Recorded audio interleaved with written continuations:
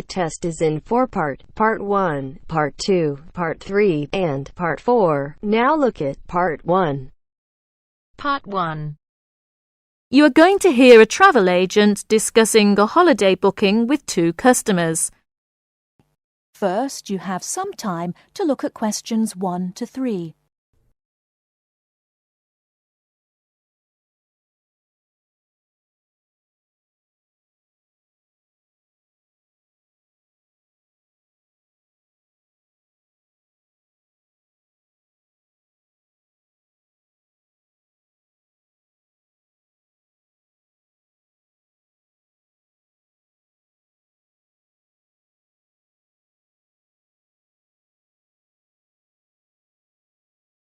Now we shall begin.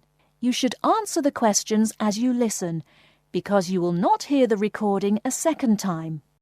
Listen carefully and answer questions 1 to 3.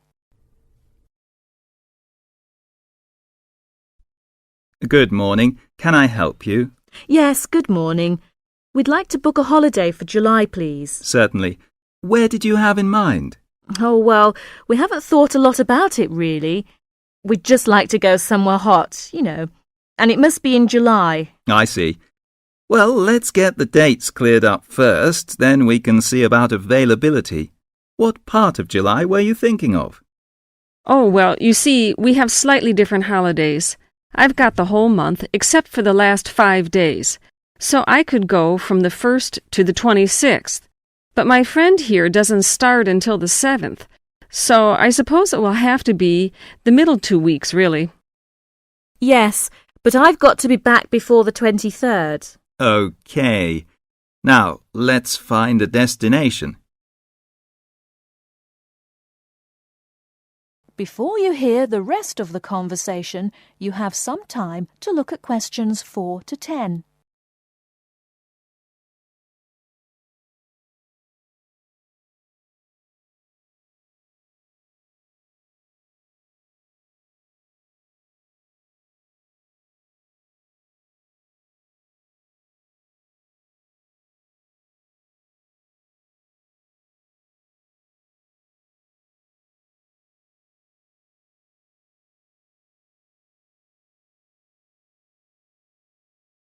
Now listen and answer questions 4 to 10. Any preferences? France? Italy? Oh, not France. We went there last year and it was absolutely packed with teenagers, making noise and getting drunk all the time. Yes, it was terrible. We definitely want somewhere quieter this year. Well, of course, it depends more on the resort rather than the country.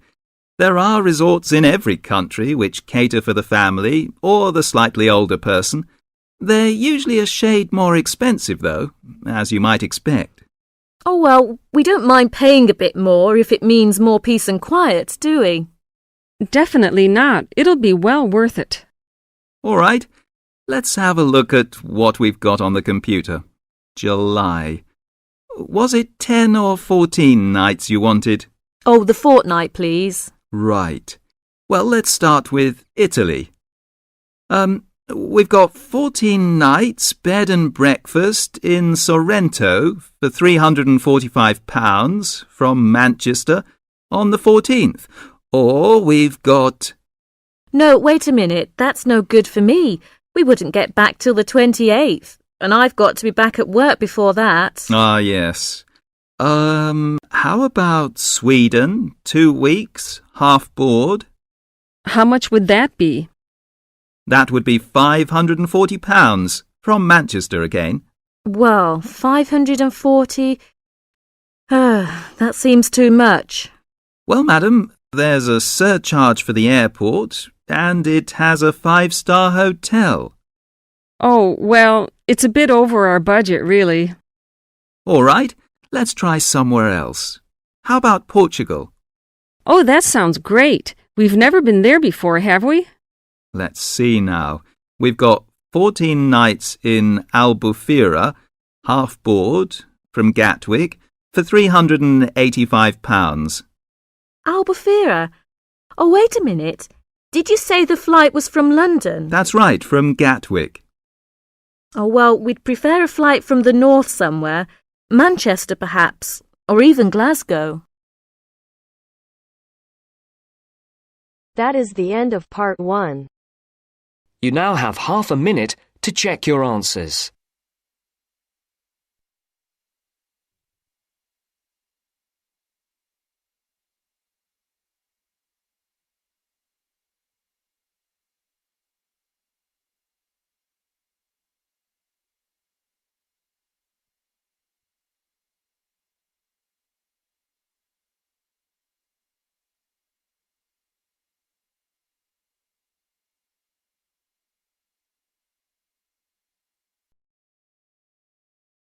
Now turns to part 2.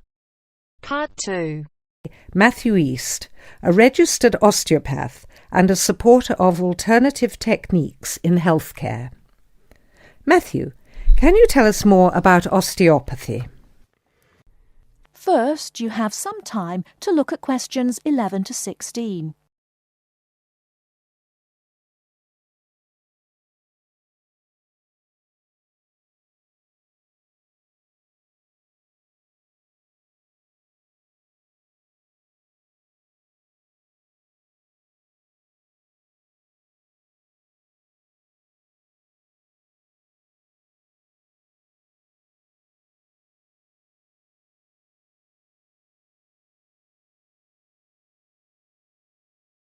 Now, listen carefully and answer questions 11 to 16.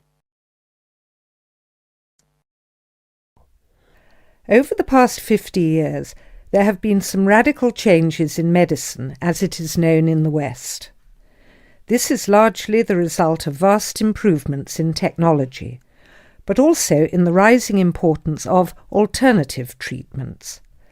I have with me today Matthew East, a registered osteopath and a supporter of alternative techniques in healthcare. Matthew, can you tell us more about osteopathy? Well, perhaps the first thing I should say is that the term alternative is actually a little misleading, as I am referring to approaches and attitudes to health that were in common use long before Western medicine was established. I prefer the term natural. Anyway, I'll begin by telling you a little about osteopathy. Basically, osteopathy is the manipulation of muscles in order to alleviate stresses and tensions that lead to pain. Now, unlike Western medicine, osteopathy considers the whole body, not just the affected area, and this is a very important principle of natural remedies. The whole body must be considered before a course of treatment can be decided upon. You see, the aim of therapies like osteopathy is not only to repair the body, but also to get the body treating itself. And this does not come from treating the symptoms.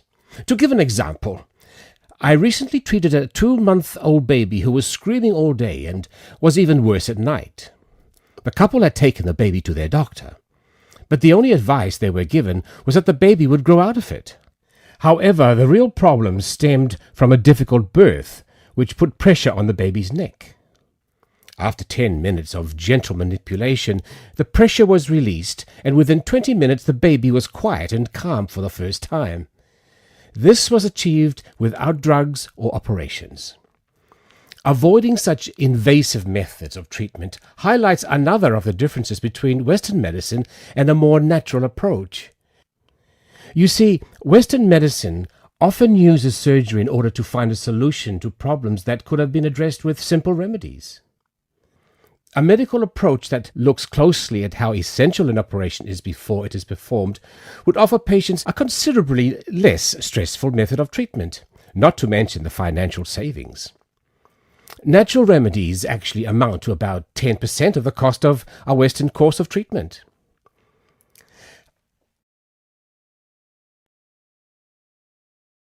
Before you hear the rest of the talk, you have some time to look at questions 17 to 20.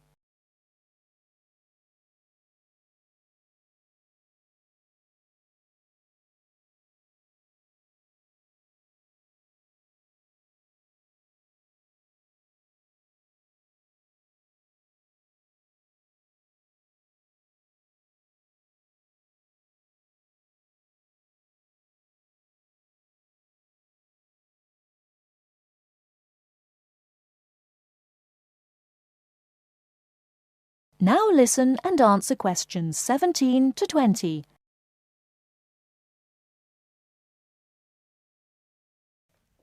I'd like to mention the subject of surgery again a little later, but I would like to say at this point that there are those that claim that the benefits of osteopathy and herbal therapies are largely psychological, that they have not undergone the clinical trials that pharmaceuticals have.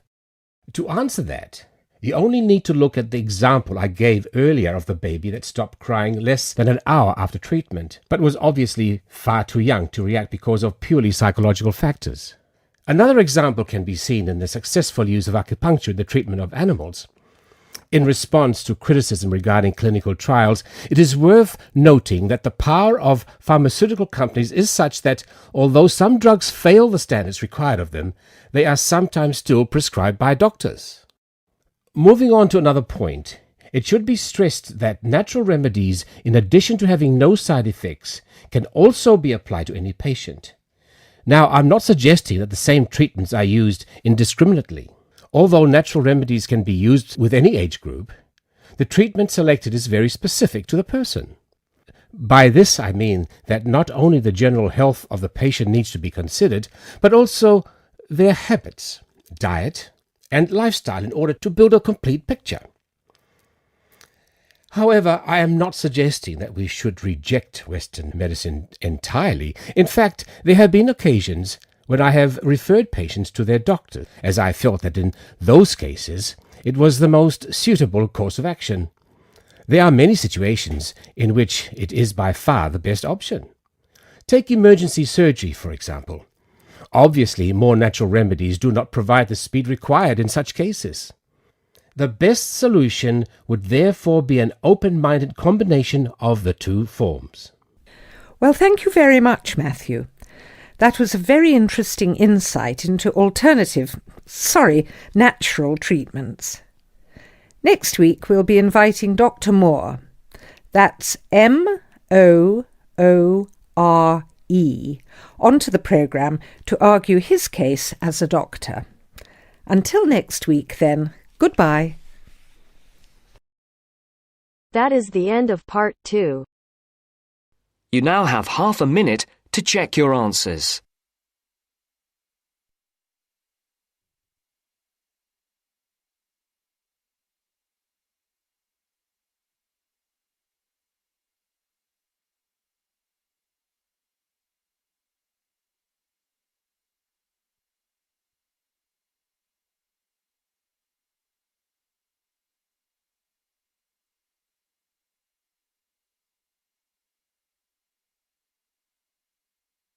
Now turns to part 3.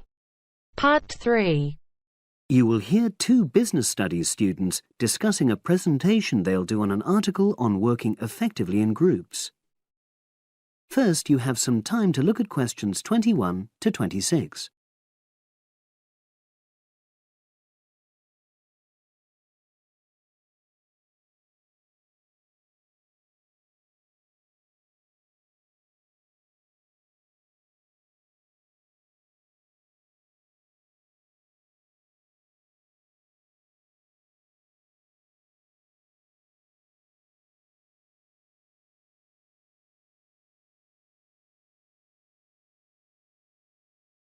Now listen and answer questions 21 to 26. So, Brad, what did you think of the article on group work? Oh, hi, Helen. Yeah, it was pretty good, with helpful pieces of advice on how to make group work effective. I think we were lucky to be given such a straightforward text to present at the management skills seminar. Yeah. Actually, shall we discuss it now? Have you got time? Sure. It's only a 10-minute presentation, so we just need to explain and then give our views on the main points raised in the article. I'll jot down some notes. Right. So, there are 3 main sections. I suggest we start with listening. Yeah, effective listening in groups, because it's not something that's frequently covered on courses in our field. No, and we should say that in the presentation. Yeah. And also effective listening's pretty simple, you know. I don't think it's hard to learn. Well, people think it's easy, but in my experience, most of us tend to be very lazy listeners. Okay, I wouldn't argue with that.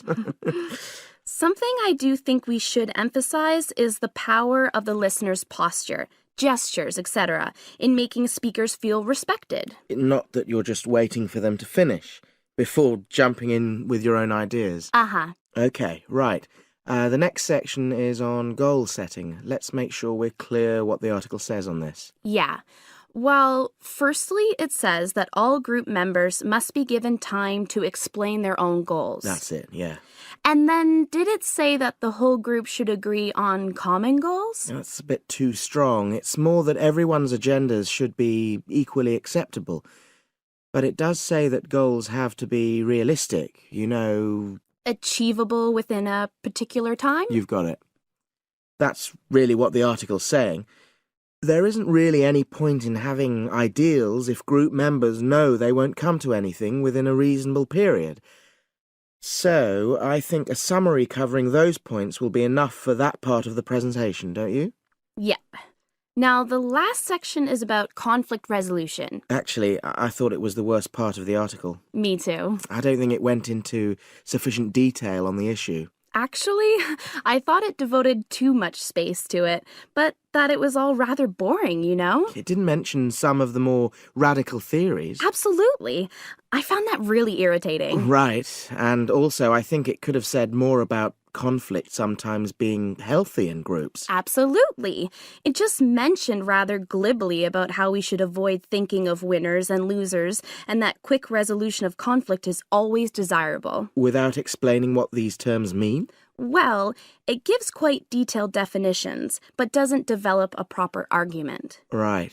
So, for the presentation, I think we just give some definitions and then explain what we felt were the weaknesses in the article's treatment of conflict resolution. Yeah, good.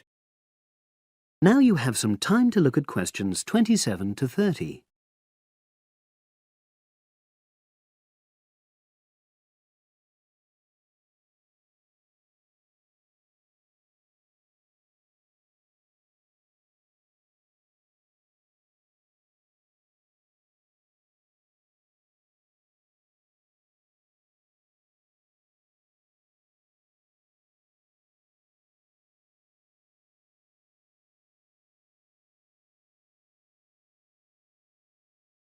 Now listen and answer questions 27 to 30.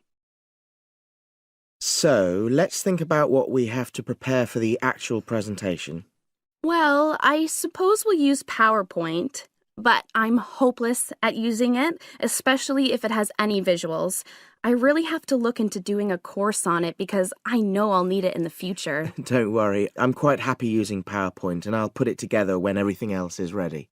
That's a relief. But yes, do that later. Okay. Now, I heard the tutor saying we have to include some well-chosen quotations from the article.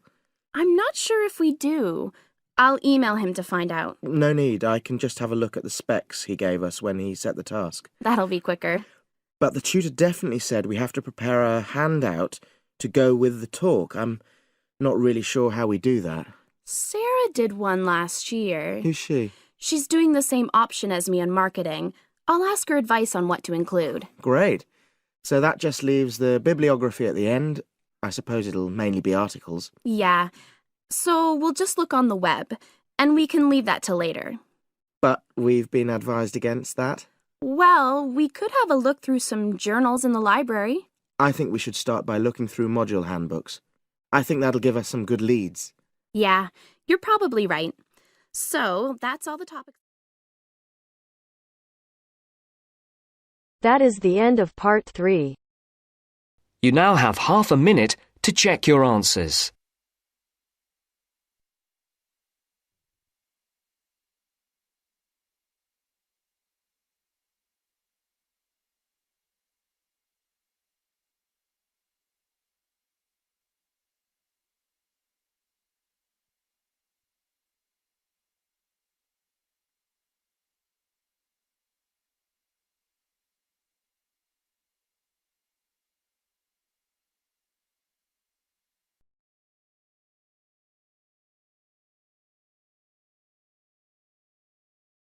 Now turns to Part 4. Part 4. Listen to the last part of the lecture. As you listen, complete the notes below. First, you have some time to look at questions 31 to 40.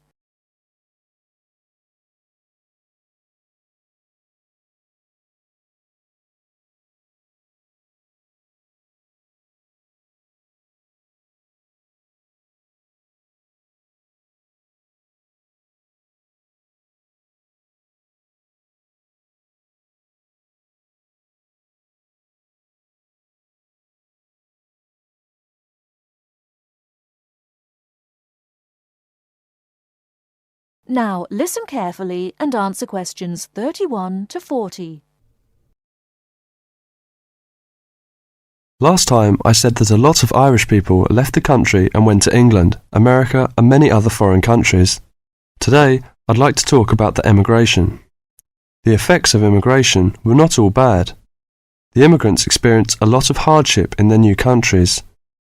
There is a famous story about a park in Shanghai where Chinese and dogs were not allowed.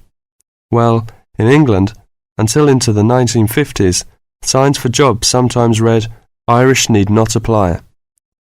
The immigrants often experienced discrimination, but they formed many organisations to look after their fellow immigrants. Many of these organisations later became very important. In America, the Irish chose politics as the way forward, and significant cities were controlled by Irish politicians. This movement reached its peak with the election of John F. Kennedy in 1960. His grandparents came from Ireland, and his election had a significant impact in Ireland, helping the process of recovery of self-confidence which we have today. Today, there are 70 million people of Irish descent living outside Ireland. In America alone, there are 40 million people, and 10 million of these people have a 100% Irish background. They carried the culture of their home country with them and adapted it to their new home. They made changes which would be unthinkable in the home country, and we often laughed at the Yankees' Irishness. In fact, any immigrant who came back to live in Ireland, often after many years, found it very difficult to fit into Irish society again. They had been changed by the experience. These immigrants have always had an interest in the old country. The American letter was a letter containing dollars sent back to one's family. More recently, President Clinton has been very influential in bringing peace to the north of Ireland. Riverdance itself was the idea of a dancer who was American, who applied American methods to traditional dancing, and the fusion was immediately popular. Modern Ireland has been able to use the disaster of the last century to learn modern marketing techniques and apply them, without at the same time losing what is distinctive about itself. Riverdance is a demonstration of that distinctiveness. That is the end of Part 4. You now have half a minute to check your answers.